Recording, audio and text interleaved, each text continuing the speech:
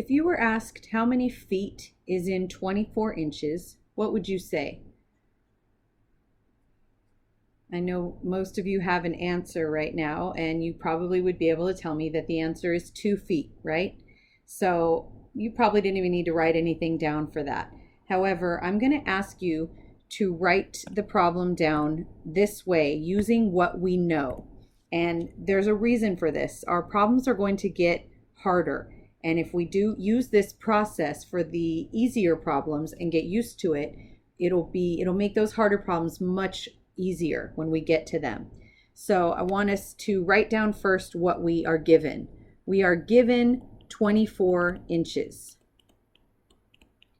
And then I want us to write down what we know. And we know that 1 foot equals 12 inches, right? But when we write this down, I want us to multiply it with the 24 inches.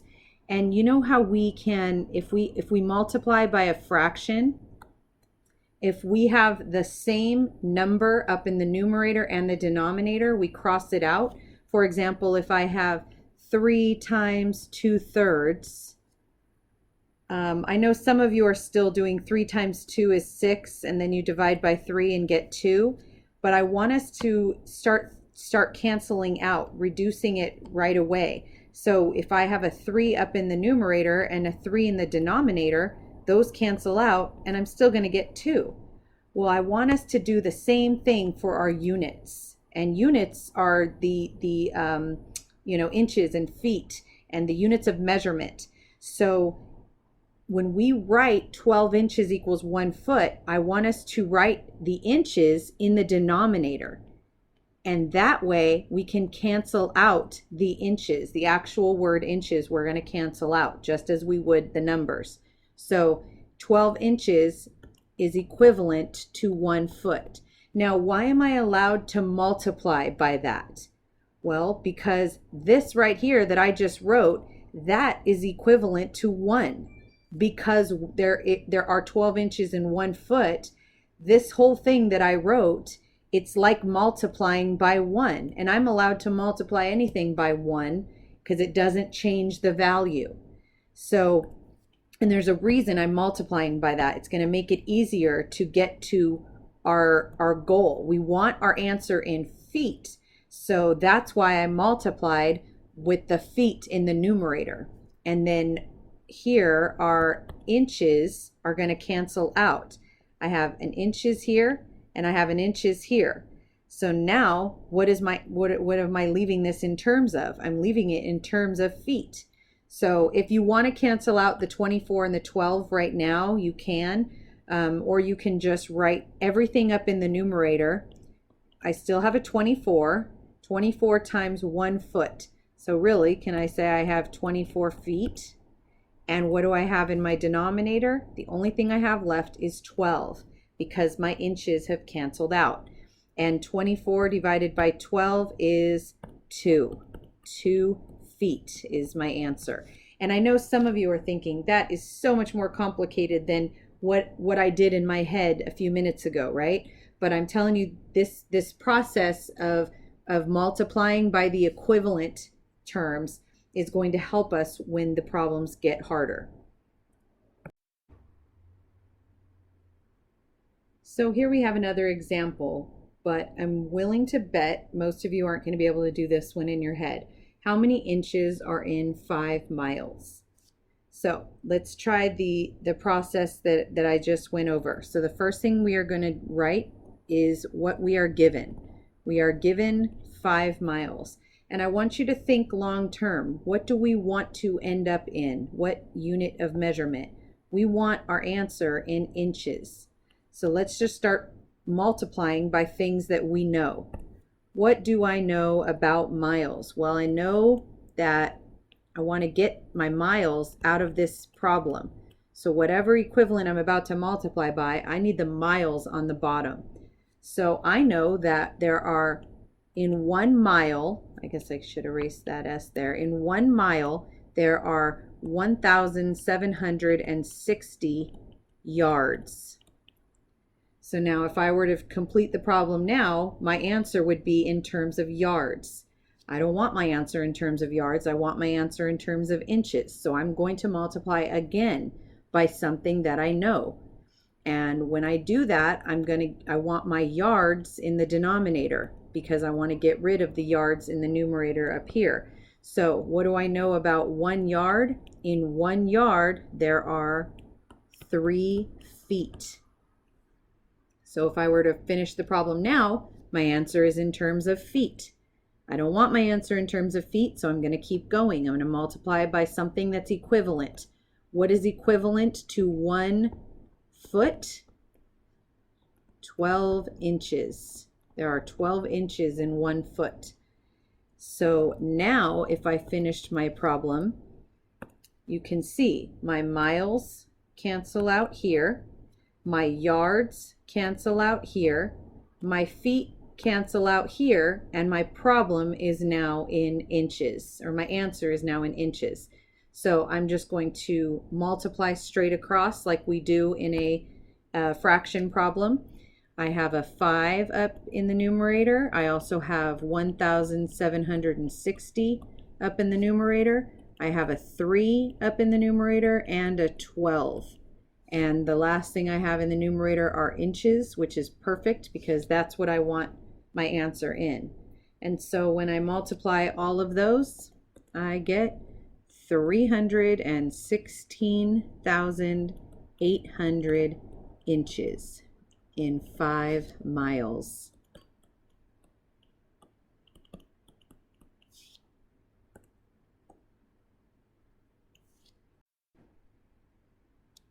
All right, the next problem is convert 720 seconds to minutes. So I'm going to write down first what I'm given. I have, at this moment, I have 720 seconds. But I don't want my answer in seconds, so I'm going to multiply with something that's equivalent to 1. So what do I know about seconds? I know there are 60 seconds in 1 minute. Notice how I wrote the seconds in the denominator? I did that because I want my seconds to cancel out with those seconds. And now my answer is going to be in terms of minutes, which is perfect because that's what I'm trying to convert it to. So that means that it's time to just multiply straight across. So in my numerator, I have 720. I also have minutes. And in my denominator, I have 60. And as soon as I do that math, 720 divided by 60 is 12. And my answer is 12 minutes.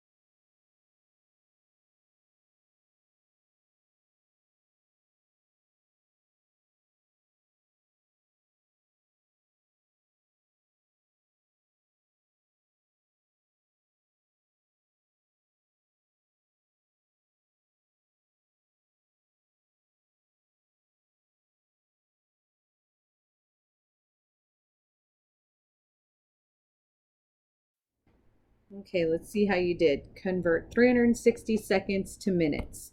So hopefully you took your given 360 seconds and you multiplied it by something you know.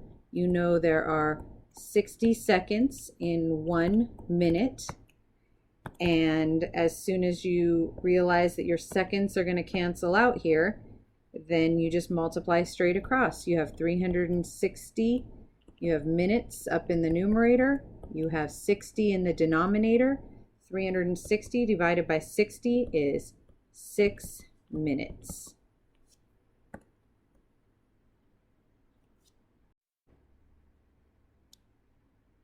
All right, now they want us to arrange the following measurements in order from smallest to largest. We have 15.2 grams, 0.64 kilograms, and 7 grams. So the first thing that I see right away is 2 of these are in the same units, and those are super easy to compare. I know that 7 grams is going to be smaller than 15.2 grams, of course, because they're both in grams, so it's easy to compare those.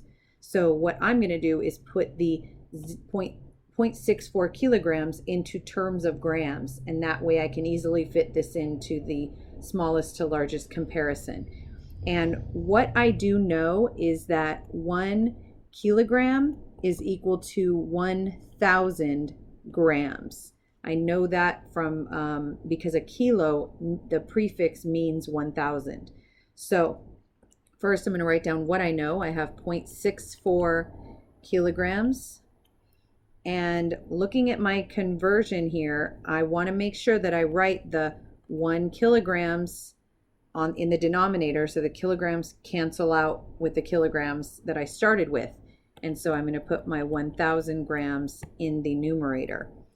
And my kilograms are going to cancel out, and I'm left with 0.64 times 1,000 in the numerator, and I'm also left with grams, which is exactly what I want my answer in terms of. So I'm going to do 0.64 times 1,000, and when you multiply by 1,000, it just moves the decimal 3 places to the right, so that's going to give me 640 grams. And it's super clear now that 640 is well beyond the 7 or the 15.2, so I know that this is the order from smallest to largest. The smallest would be 7 grams, the middle would be 15.2, and the largest is 0.64 kilograms.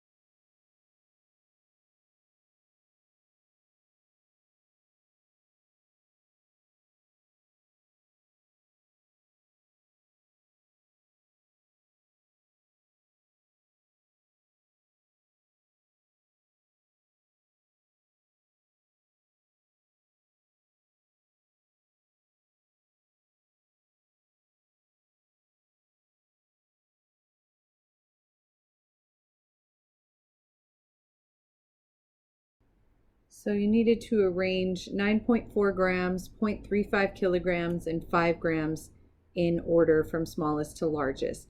So hopefully the first thing you did was put the 9.4 grams and the 5 grams in order. 5 grams is the smallest and 9.4 grams is larger than that. And then we just need to see where the 0.35 kilograms fits into that lineup. So you take your given 0.35 kilograms, you take what you know. In 1 kilogram, there are 1,000 grams, and you cross off the units that cancel out, and you're left with 0.35 times 1,000 grams. And like I said, you just move your decimal 3 times when you multiply by 1,000, so this gives us 350 grams, which fits at the end here. 0.35 kilograms is much bigger than the 5 and the 9.4 grams.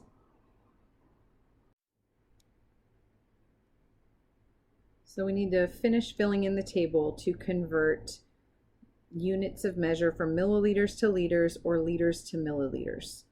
So they actually give us the conversion right here that 1 liter is equal to 1,000 milliliters. So when I'm given the 5,000 milliliters, I can multiply by what is given, that 1,000 milliliters is equivalent to 1 liter. And I see that my milliliters will cancel out, and it will leave me with 5,000 times 1 is 5,000, and in the denominator is 1,000. So I have 5,000 divided by 1,000 liters, which is 5 liters. So the 5 goes right here. And then when I am given, let me switch colors here, when I'm given 9 liters, and I'm still going to use this same conversion that I just used, however, I'm going to flip it and put 1 liter in the denominator and 1,000 milliliters in the numerator. And I'm doing this because I want the liters to cancel out, and I want my answer in terms of milliliters. So I know that I'm just left with 9 times 1,000, and my answer is in terms of milliliters. And I don't have to write divided by 1 in the denominator because I know my answer is going to be the same. 9 times 1,000 is 9,000 milliliters. So that would go right here. And I know some of you are thinking, oh, I would have just taken this chart and to get from 1,000 to 5,000, you multiply by 5. So 1 times 5 is 5. You're absolutely right. You could have done that.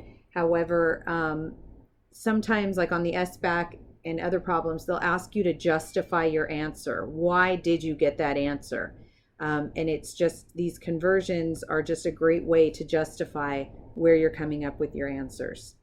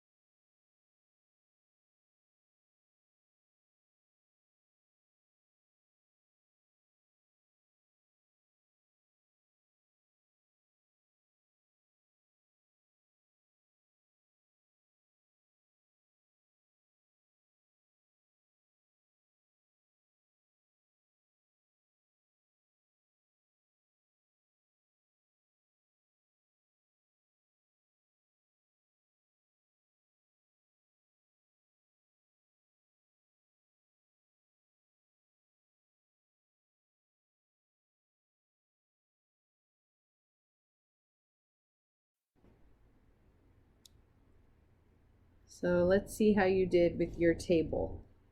So for 8,000 milliliters, hopefully you multiplied by, put the 1,000 milliliters in the denominator and the 1 liter in the numerator. The milliliters canceled out, and you were left with 8,000 liters in the numerator divided by 1,000, and that gives us 8 liters. 8 liters here. And then for the 4 liters, could multiply, put the 1 liter in the denominator so that it cancels out, and the 1,000 milliliters in the numerator. My liters cancel out, and I'm left with 4 times 1,000 milliliters. and that gives me 4,000 milliliters.